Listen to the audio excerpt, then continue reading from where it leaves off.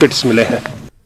ضلع بانڈی کی حاجن انتخابی نشست پر ضلع ترقیاتی کونسل انتخابات اگلے ماہ کی 5 تاریخ کو منعقد ہو رہے ہیں۔ اس سلسلے میں تمام سیاسی پارٹیاں اپنی اپنی صفوں کو مضبوط کرنے لگی ہیں۔ اپنی پارٹی میں حال ہی میں شامل ہونے والے لیڈر امتیاز پرے نے نیوز 18 کے ساتھ بات چیت کے دوران نیشنل کانفرنس اور دیگر سیاسی پارٹیوں کے سوناواری میں مضبوط ہونے کے دعوے مسترد کر دیا۔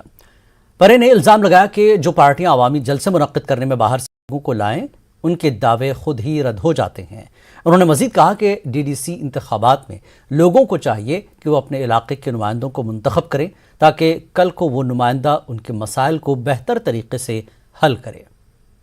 ہم نے اب جموں کشمیر اپنی پارٹی کی طرف سے ہم نے نازا بیگم جن کا چناو نشان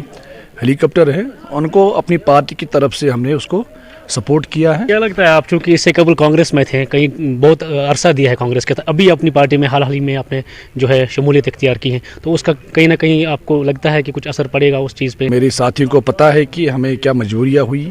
کن وجوہات ہم نے تنظیم چینج کی ہے، وہ ان کے ساتھ ڈسکس ہوا ہے۔ ہم نے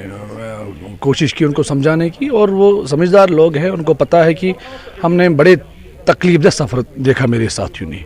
اور بدترین دنوں سے ان کو لڑنا پڑا ہے۔ میرے جتنے بھی ساتھی ہیں، جن ایریاؤں میں کام کرنے والے لوگ ہیں، جو میرے لیے سڑکوں پہ لڑتے ہیں، جو میرے لیے گھروں میں لڑتے ہیں، جو میرے لیے اپنے علاقوں میں لڑتے ہیں،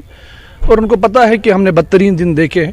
اور کہیں نہ کہیں ہماری کوشش رہے گی کہ آنے والے کل میں جو